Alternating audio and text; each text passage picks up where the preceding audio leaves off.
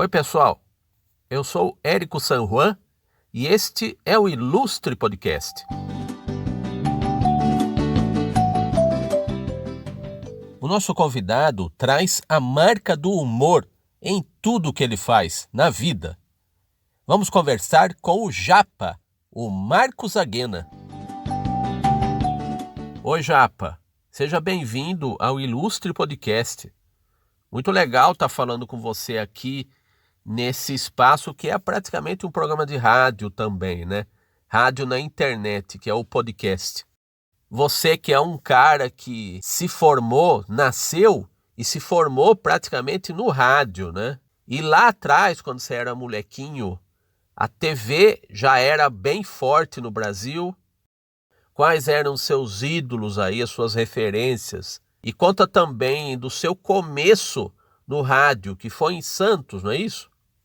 Oi, Érico, tudo bem? Primeiramente quero agradecer a você, obrigado aí pelo espaço para poder falar um pouco da minha história, né? Porque se eu falar tudo, a gente vai ficar aí 2 anos mais 5 meses, né? Então, na verdade, tudo isso começou, a minha paixão pelo rádio, desde criança, que eu acordava ouvindo rádio, né? Eu despertava ouvindo rádio, porque tinha o Zebédio que falava de minuto em minuto, vamos acordar, olha a hora, olha a hora. E ele chamava o burrinho, chamava o jegue, chamava a vaca, chamava todo mundo para acordar, jogava água no gordo, tal, enfim, né? Aí vieram outros. Depois do Zebete tinha outros programas como do Gil Gomes, Eli Correia, enfim, né? E tudo isso me despertou uma paixão pelo rádio, né? E eu sempre gostei dessa parte da comunicação, tal, enfim. E me surgiu a minha primeira oportunidade de trabalhar em rádio. Isso em 1989, já trabalhava na TV Manchete. E quem trabalhava comigo na TV Manchete era o Duduca, que também fazia parte do elenco dos dubladores do Cabaré do Barata, do programa Cabaré do Barata do Agilo Ribeiro.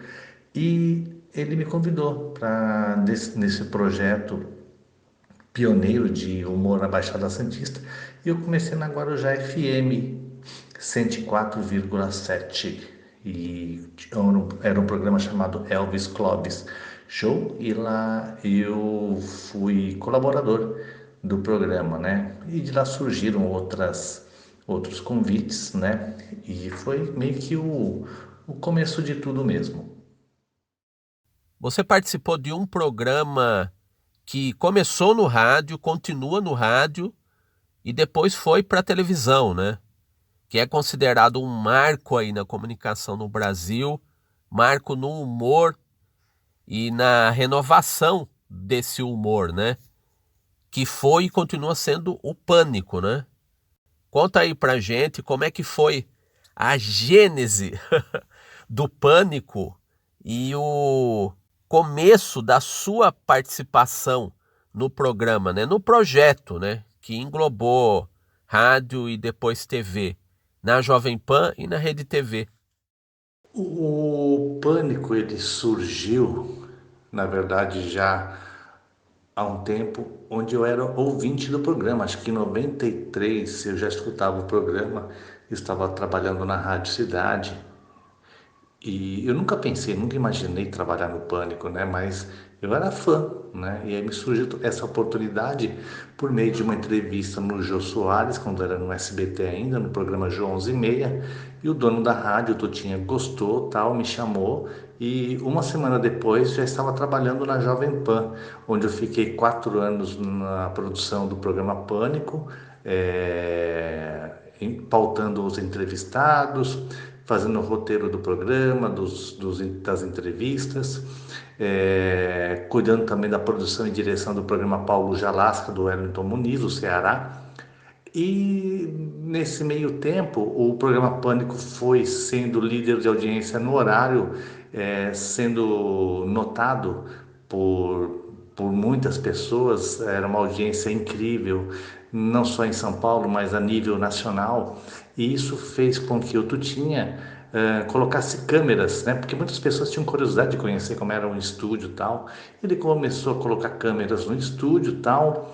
Ele teve essa visão, né? Foi uma coisa bem visionária. E a partir daí eu dei um estalo nele de levar esse projeto do rádio para a TV. E fizemos essa mudança. Nós fizemos aí essa adaptação, né? Não apenas colocando o rádio na TV, mas permanecendo a essência do Pânico, que é o improviso, que é o humor mais ácido. Então, isso foi levado para as ruas, nas externas, com o Vesgo, com o Silvio, com a Morte, que é os começos dos quadros, Glu Glu, Mendigo, e todo mundo começou a fazer externa. E foi o formato que acabou dando certo. Você ligava a câmera e saía fazendo aí as loucuras, né? Enfim, e tudo assim, dentro de um roteiro. Era um pré-roteiro, mas assim, sem verba nenhuma, né? Então usava-se muito da criatividade, tanto dos integrantes do programa, dos repórteres, dos colaboradores e principalmente eu nunca deixo de mencionar isso, da importância do editor do programa, o André. O André era o editor que fez os primeiros memes, como o Ronaldo, né? Como o Augusto, putz, agora esqueci, o Augusto, nossa, dá um branco agora, mas assim, outros memes que surgiram, né? Cadê o chinelo? Enfim, tudo isso aí foram os primeiros memes que apareceram na televisão, né? E hoje a internet ela é forrada de memes e tal, mas o Pânico, sim, teve os primeiros memes visuais, assim, que foi bem bacana, né? A técnica de edição, que depois é, os outros programas também fizeram essa técnica de edição de cortes e tal. Então, tudo isso o Pânico foi pioneiro e revolucionário. A gente não pode esquecer, falando de você, Japa, que, embora você tenha tido uma participação muito forte no Pânico, a ponto de você ser considerado por muitos até hoje como o Japa do Pânico, né? Parece que do Pânico fica sendo uma espécie de um sobrenome, né? Mas você participou do programa do Ratinho, do programa do Tom Cavalcante. Então, nessas experiências aí de TV com humor, com redação, com produção e com atuação, o que que você acredita que tenha ligado esses projetos aí? O que que tem de diferente entre esses programas do Ratinho e do Tom? E o que que tem de semelhante aí? Conta aí também o que que te marcou mais nessas múltiplas funções aí que você desempenhou no Ratinho e no Tom. Em relação ao que eu fiz, né, eu tive essas passagens muito legais, muito bacanas, onde foi um grande aprendizado. Eu sempre falo isso, né? Cada lugar que a gente passa, cada lugar, independente do tempo que a gente fica, né, a gente tem um aprendizado. Na Jovem Pan tive um aprendizado muito intenso, principalmente quando a gente foi para a TV, né? E no Tom Cavalcante, no que era o show do Tom, né? E também no Ratinho, aí a gente vê um perfil mais popular, né? Você tem que passear por um perfil mais popular, com bordões, com uma linguagem mais simples, mais direta, personificando, com perucas, maquiagem, adereços, acessórios, enfim, né? Você tem uma coisa mais visual, tal. E é uma coisa que funciona muito no humor popular, né? Essa coisa de personagens, né? E isso para mim foi super importante, né? Para eu ter um leque maior de atuação. Então hoje eu faço assim tanto um humor mais fino, o humor mais fino que eu falo assim, um humor mais elitizado, um humor mais, assim, entre aspas, inteligente, não que exista humor burro, né? Mas existe um humor mais refinado, vamos dizer assim, E também existe o humor popular, existe o humor mais escrachado. Hoje o humor ele está muito nichado, né? Ele está muito segmentado. Então hoje a pessoa gosta daquele tipo de personagem, gosta mais daquele tipo do cara que faz o stand-up, o cara que faz o stand-up de casal, que faz o stand-up voltado assim para um público gay, enfim, isso está bem assim, está bem segmentado mesmo no mercado, né? Japa, você é um profissional aí que transitou sempre pelo humor, participou de muitos projetos ligados ao humor e você também foi um dos responsáveis pelo nascimento do stand-up no Brasil. Lá nos anos 2000 você lançou as sementes desse gênero aí no Brasil, né? Conta aí das suas noites pioneiras aí com o Celso Júnior, né? As oportunidades que você deu para novos comediantes que estão aí até hoje e algumas roubadas aí que você passou nessa construção desse gênero no Brasil. Então, essa parte aí que você falou é, do stand-up, enfim, que eu lancei a semente, eu não sou a ponto de ser pretensioso de falar que eu lancei a semente, que não é. Eu ajudei a semear, vamos dizer assim, né? Porque o stand-up já existia aqui sobre uma outra forma, sobre uma outra visão, que era desde a época do Zé Vasconcelos, o próprio Chico Anísio, né? O próprio Tom mesmo, que ele fazia várias performances de uma forma com um personagem até mesmo de cara limpa, enfim, mas ele tomou força mesmo, foi com o Clube da Comédia aqui em São Paulo, Comédia em Pé no Rio de Janeiro, né? Então começaram a surgir os primeiros cenários do stand-up e aqui a coisa se tornou muito mais vigorosa, né? Uma coisa muito mais forte, assim, muito mais enraizada, porque assim, a gente viu que muitos espaços começaram a abrir, a se dedicar para esse tipo de show, de espetáculo, enfim, dessa forma de atuar no palco, né? Porque, assim, por um bar é uma coisa mais simples, você ter um banquinho, você ter um microfone, não precisar de toda uma parafernália que envolve um espetáculo artístico, né? Não que isso tenha um grande significado, claro. Às vezes a coisa é focada mais no artista, mais no individual do que num todo, com recursos cênicos, com recursos teatrais, enfim. Tudo é focado em uma única pessoa, em um único profissional, que é o comediante que está lá sob a luz de um holofote. É ele que está dando o tom, está dando a palavra, é ele que está construindo o seu texto, está construindo o seu trabalho de humor. E tudo isso no começo era muito difícil porque a gente não tinha referência. A gente não tinha muito o que fazer, porque muitas coisas que vinham eram de fora, né? Muitas coisas eram formatos gringos, eram humoristas dos Estados Unidos, e que o norte-americano, por exemplo, ele consome um tipo de humor que às vezes o brasileiro ele não consome. Então, muitos sitcoms que você vê funcionam nos Estados Unidos, é sucesso, enfim.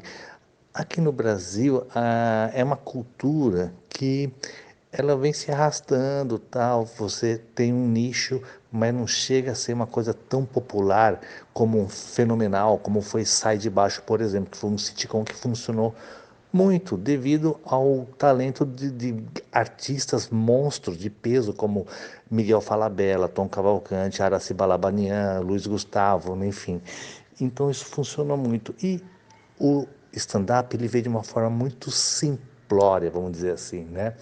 E, e ao mesmo tempo um desafio muito grande, né? Então a gente tinha que saber como que lidar com isso, como fazer com que isso funciona, né? Então, no começo, assim, você falou dos perrengues, muitos perrengues, de você lutar contra um liquidificador que está sendo ligado lá no bar no volume 5, né? Na velocidade 7, 8, com a batata frita passando pelo garçom, né? Você vai fazer o show, por exemplo, lá no Quintal do Espeto, lá em Moema, né? Lá tem os aviões que aterrissam no aeroporto de Congonhas, a gente tem que parar o show no meio, o avião tem que passar, né? Então, assim, são perrengues, dificuldades e que ajudam o profissional a ter um jogo de cintura para poder sair, né, de uma situação adversa, né, e poder conquistar o público, né? E se ele conquista o público, tipo, o avião está passando, aí galera,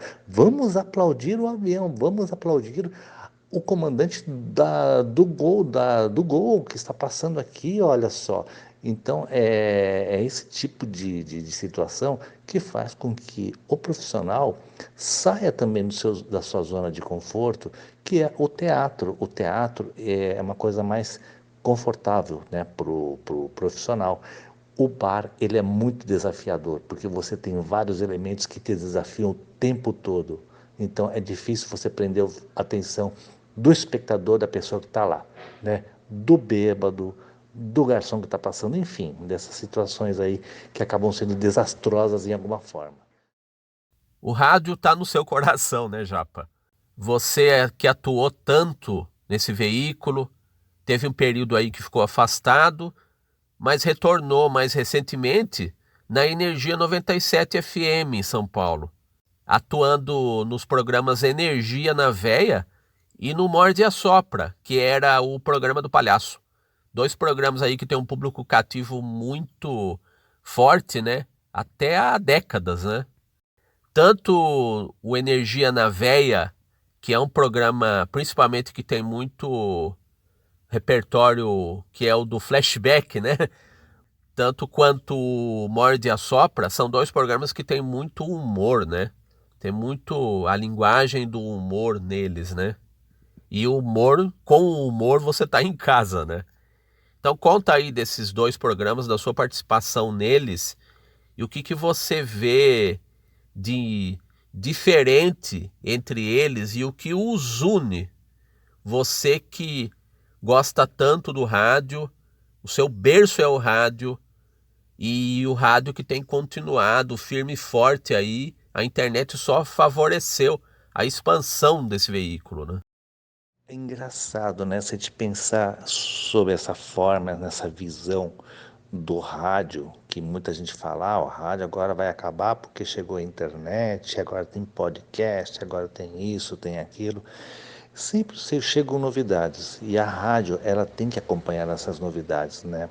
A internet ela favoreceu muito o rádio porque a internet ela invadiu os estúdios de rádio, começou a mostrar os profissionais, começou a mostrar os bastidores de uma rádio, né?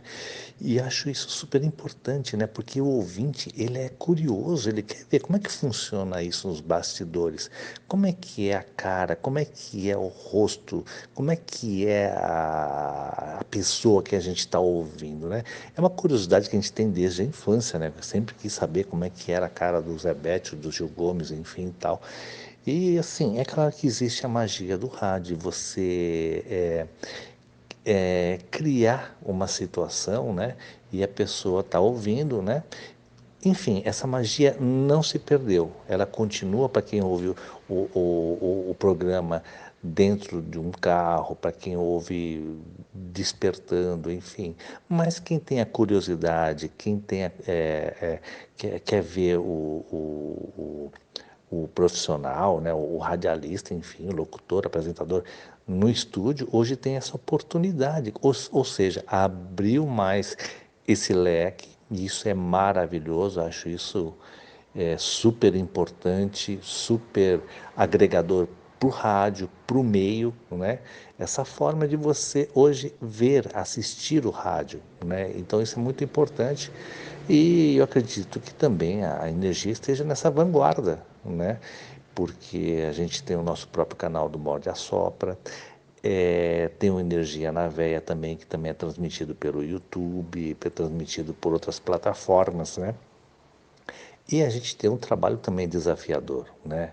Simplesmente assim, o programa, o Energia na Veia, não é simplesmente você pegar umas músicas antigas, né, tirar o pó delas e colocar ela no ar. Não, ela vai muito mais além disso. Você tem que colocar também o quê? Você tem que colocar temas, tem que colocar enquetes, tem que colocar ouvintes, né? Tem vários tipos de ouvintes que eles que constroem o programa, são ouvintes que alguns são engraçadíssimos, outros são curiosos, outros que são assim, fã número zero, que querem participar a todo momento, né? Até se torna um ouvinte mala, porque o cara quer participar o tempo todo. Ele se sente parte da família, integrante da rádio, isso que é legal, né? E a pessoa não se toca, que ela está sendo mala, inconveniente e tal, enfim, isso sempre vai ter. A gente tem que ter jogo de cintura e saber jogar com essas pessoas aí, entendeu? E acolher elas também, porque elas não fazem isso por mal, né? E assim como tem ouvintes que reclamam, porque o meu áudio não foi pro ar. Gente, não dá. Eu recebo 200, 300, 400, 500 mensagens por dia, por programa, entendeu? Então é complicado você filtrar. Você tem que filtrar, não é simplesmente você pega a mensagem e coloca no ar. Não, você pega a mensagem, você tem que equalizar a mensagem, você tem que cortar, você tem que diminuir, porque tem ouvintes que falam 3 minutos, sendo que no máximo são 30 segundos que a gente tem de tempo. Você tem que jogar uma trilha por baixo, um efeito, para deixar a coisa mais bacana de ir para o ar, sabe? Então, existe todo um trabalhinho aí de martelinho de ouro que eu falo, né? Você coloca o efeito no lugar certo, na parte certa, assim como o martelinho de ouro já vai no amassadinho e deixa o carro novinho de novo. Então é isso que a gente faz, né? A gente tem essa condição de deixar o material 110% melhor do que poderia ser. Então eu parto dessa premissa, eu tenho essa filosofia. Se tá bom, dá para melhorar. Se tá ruim, não coloca no ar. E é isso. O Morde a Sopra é a mesma coisa. Seria muita pretensão falar que é um programa de humor. Não é um programa de humor, é um programa bem humorado, é um bate-papo de bar, é um bate-papo que você tem ao final do dia, é o bate-papo que você tem depois de um almoço tal, entendeu? Que você reúne a galera, você reúne o pessoal assim, numa mesa grande, mas uma mesa com a gente e milhares de ouvintes. É isso que a gente faz, a gente troca uma ideia com eles tal, a gente troca uma ideia com os nossos entrevistados, com os nossos colaboradores fixos, cada dia com um tema diferente, né? E é o programa mais eclético hoje do rádio. Eu acredito que não tenha nenhuma rádio que faça um programa tão eclético assim como é o Morde a Sopra, que a gente leva desde um tema ecumênico a um tema sexual, entendeu? Passando por outras linhas, outros segmentos assim, temas pertinentes ou até nada, até às vezes levando um anônimo para falar de uma coisa que de repente seja no mínimo curiosa para o ouvinte, né? Então tudo isso faz parte do dia a dia do rádio, faz parte do dia a dia da minha profissão e eu faço com o maior prazer, com o maior orgulho, porque eu carrego a energia na veia e na veia. O que você acredita que vai ser o futuro do rádio, Japa? O futuro do humor, principalmente do stand-up? Cara, se eu tivesse uma bola, eu tenho 2 bolas de cristais, mas não dá para usar. Assim, o humor hoje, se a gente puder pensar como seria o humor do futuro, eu penso um humor assim, sem muita frescura, sem muito mimimi como é hoje, que as pessoas possam entender o que é uma piada, qual o sentido de uma piada e não fazer disso um discurso, uma guerra de ódio, sabe? O que eu vejo é muito disso, as pessoas descontextualizar uma piada, recortar uma frase de uma forma infeliz e jogar isso nas redes sociais, jogar isso num programa de fofoca e potencializar isso para quê? Para essas pessoas ganharem audiência, sabe? Então se percebe a maldade que existe, como essa maldade ela vai se potencializando, né? Então existe formas e formas de você fazer, de você ter um discernimento entendeu? Daquilo que você está falando, dentro do teu propósito, saber que aquilo que você está falando é uma verdade que não atinja o próximo, é uma verdade que possa ecoar de uma forma agradável, de uma forma benéfica, e que a pessoa vai rir muito daquilo, porque é engraçado, entendeu? E que aquilo não vai atingir a pessoa em questão de ética, em questão de moral. Então, esse é o humor que eu quero para o futuro. Esse é o Brasil que eu quero, entendeu? Agora, é difícil você fazer uma previsão de como vai ser o humor, mas eu espero que seja dessa forma, que as pessoas possam se colocar no lugar das outras pessoas e entender o que seja uma piada, o que seja um, um fake news, né? E o que seja o humor verdadeiramente dito, né? De uma forma suave, de uma forma contextualizada e que cada humorista encontre aí o seu caminho, encontre a sua palavra, né? Que seja esse humor bíblico, vamos dizer assim, que cada um encontre aí o seu rebanho. Meu caro Marcos Aguena, vulgo Japa, queria muito te agradecer pela disponibilidade, pela gentileza. Deixa aí pra gente as suas redes sociais aí pra galera curtir, continuar curtindo o seu trabalho. Bom, Érico, eu primeiro quero agradecer aí o teu convite e dizer que foi um prazer muito grande poder estar falando contigo aqui, né?